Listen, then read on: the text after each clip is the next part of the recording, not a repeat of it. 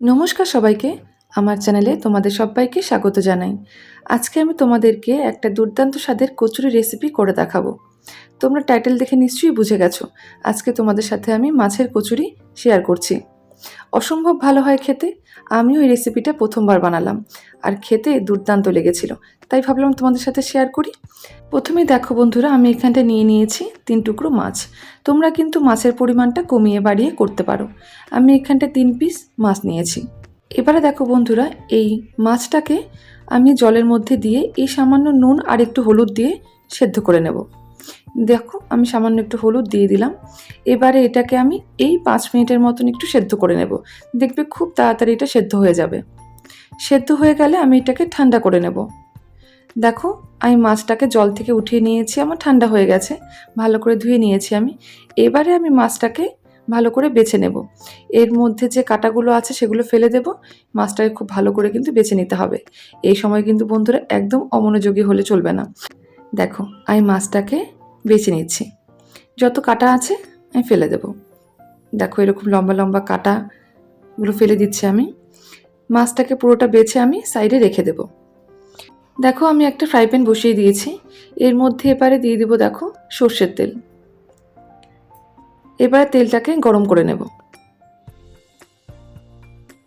তেলটা ভালো করে গরম হয়ে গেলে বন্ধুরা আমি এর মধ্যে দিয়ে দিব কুচনো পেঁয়াজ। আমি একটা পেঁয়াজ নিয়েছি, সেটা দেখো ভালো করে কুচিয়ে নিয়ে সেটা আমি এর মধ্যে দিয়ে দিলাম। এবারে পেঁয়াজটাকে হালকা ভেজে নিতে হবে, মানে যতক্ষণ পর্যন্ত না পেঁয়াজটা খুব ভালো করে সফট হচ্ছে, নরম হওয়া পর্যন্ত আমাদের একটু অপেক্ষা করতে হবে। এরপর আমি এর মধ্যে দিয়ে দিব কুচনো লঙ্কা। ঝালটা কিন্তু বন্ধুরা তোমরা তোমাদের স্বাদ অনুযায়ী দিয়ে নেবে। আমি এখানে একটা কাঁচা লঙ্কা কুচিয়ে দিয়েছি। কিছুক্ষণ এটাকে ভেজে নেব। ভাজা হয়ে গেলে যখন পেঁয়াজটা নরম হয়ে যাবে, আমি এর মধ্যে দিয়ে দিব আদা রসুন পেস্ট।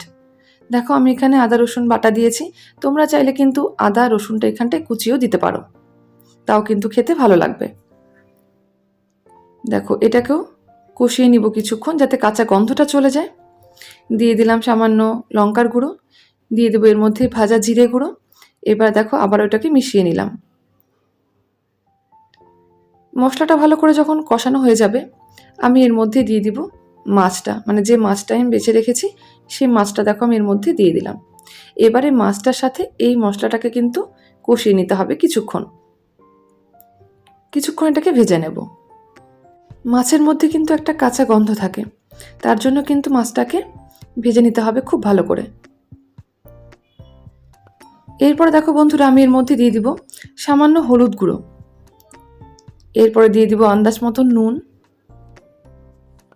এবারে আবারও খুব ভালো করে এটাকে মিশিয়ে নিতে হবে। বন্ধুরা আমার এই রেসিপিটা পুরোটা দেখার অনুরোধ থাকলো, আর ভালো লাগলে প্লিজ একটা লাইক করে দিও। আর আমার চ্যানেলে যারা তোমরা আছো তাদের প্রত্যেককে অনেক অনেক ধন্যবাদ, আর নতুন বন্ধুদেরকেও অনেক অনেক ধন্যবাদ। দেখো এখানটা দিয়ে দিলাম আমি গরম মশলা। এবারে দেখো আমার পুরটা কিন্তু একদম রেডি হয়ে গেছে। এটাকে আমি এবার ঠান্ডা করে নেব। পাশে দেখো আমি একটা বড় বাটিতে নিয়ে নিয়েছি ময়দা। আমি এখানটা 2 বাটির মতন ময়দা নিয়েছি, মিডিয়াম সাইজের বাটি দিয়ে। তোমরা যে পরিমাণ বানাবে সেই পরিমাণ কিন্তু তোমরা কমিয়ে বাড়িয়ে নিতে পারো। দিয়ে দিয়েছি আন্দাজ মতো নুন, আর দিয়ে দিয়েছি তেল ময়ামের জন্য। এবারে খুব ভালো করে কিন্তু এটাকে মিশিয়ে নিতে হবে। এবারে হাত দিয়ে দেখো ডলে ডলে আমি খুব ভালো করে এটাকে মিশিয়ে নেব, যাতে নুনটা আর তেলটা ময়দার সাথে খুব ভালো করে মিশে যায়। ভালো করে যখন এটা মাখা হয়ে যাবে, মেশানো হয়ে যাবে, এরপরে আমি এর মধ্যে অল্প অল্প করে জল দিয়ে এটাকে মেখে নেব। দেখো আমার কিন্তু ময়ামটা খুব ভালো করে হয়ে গেছে। দেখো মুঠো করছি, দলা বেয়ে যাচ্ছে। এবারে দেখো আমি অল্প করে জল দেব আর এটাকে মেখে নিচ্ছি। জলটা কিন্তু বন্ধুরা একবারে দেবে না। দেখো আমি এটাকে মেখে নিয়ে তোমাদেরকে দেখাচ্ছি। দেখো আমি অল্প অল্প করে জল দিচ্ছি আর এটাকে মেখে নিচ্ছি।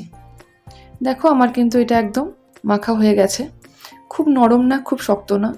আমরা যেমন করে লুচির জন্য আটা বা ময়দা মাখি সেরকম করে এটা মেখে নিতে হবে।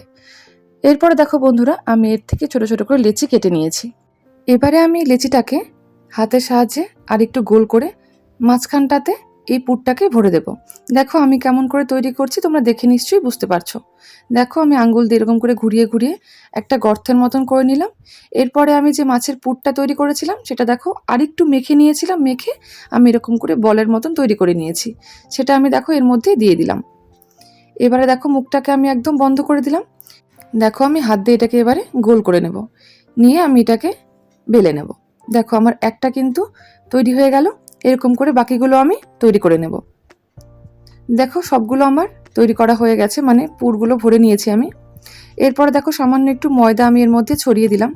এবারে একটা করে লেচি নিয়ে দেখো আমি এটাকে বেলে নেব। হাত দিয়ে না, সামান্য একটু চাপ দিয়ে নেবে, তাহলে পুরটা চারপাশে খুব ভালো করে ছড়িয়ে যাবে। এরপরে এটাকে বেলে নেবে। দেখো আমি খুব হালকা করে এটাকে বেলে নিচ্ছি, খুব জোরে কিন্তু চাপ দিচ্ছি না, খুব হালকা করে এটাকে বেলে নেব। আর সবগুলো কচুরি আমি এরকম করেই তৈরি করে নেব। দেখো আমার একটা তৈরি করা হয়ে গেল। এরকম করে বাকিগুলো আমি তৈরি করে নেব। পাশে দেখো আমি একটা কড়াইতে তেল গরম করতে বসিয়ে দিয়েছি। তেলটা গরম হয়ে গেছে, আমি এর মধ্যে একটা একটা করে কচুরি দেখো ভেজে নেব। গ্যাসের ফ্লেমটাকে কিন্তু মিডিয়ামে রেখেছি, রেখে আমি এগুলোকে ভেজে নিচ্ছি। আর প্রথমে কিন্তু তেলটাকে খুব ভালো করে গরম করে নিয়েছি। একটা যে কোনো হাতা দিয়ে এরকমভাবে চাপ দেবে, একটু দেখবে এটা ফুলে যাবে। দেখো আমি এটাকে উল্টে দিলাম, দেখবে এটাকে কিছুক্ষণ একটু চাপা দেব, দেখবে এটা একদম ফুলে যাবে। দেখো কচুরিটা আমার একদম কিন্তু ফুলে গেছে। এই কচুরিগুলো বন্ধুরা খুব অল্প সময়ের মধ্যেই তৈরি হয়ে যায়, বেশিক্ষণ তেলের মধ্যে রাখার দরকার হয় না। দেখো আমার একটা তৈরি হয়ে গেল, আমি নামিয়ে নিচ্ছি।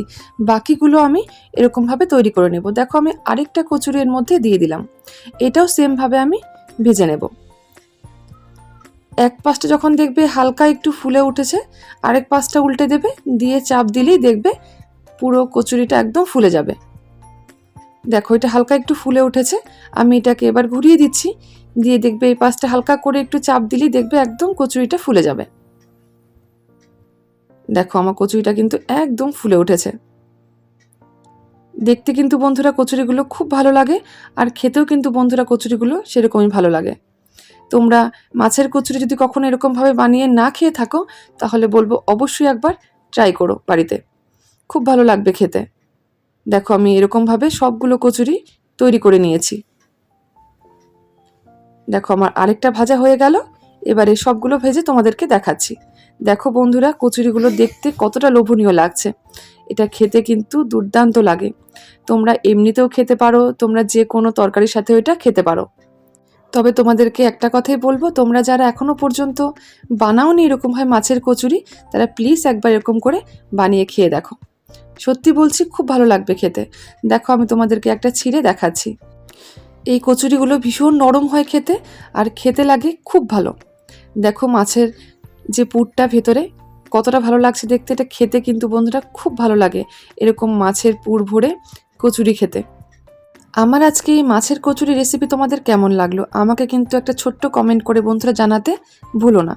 যদি ভিডিওটা ভালো লাগে প্লিজ লাইক, কমেন্ট আর শেয়ার করে দিও তোমাদের বন্ধুদের সাথে। আর আমার চ্যানেলে যদি তোমরা একদম নতুন হয়ে থাকো, তাহলে বলবো চ্যানেলটাকে সাবস্ক্রাইব করে আমার পাশে থেকো, কারণ হাতের কাছে থাকা খুব সামান্য উপকরণ দিয়ে আমি তোমাদের অনেক রেসিপি শেয়ার করে থাকি। তাই তোমাদেরকে অনেক ধন্যবাদ, আমার পাশে থেকো।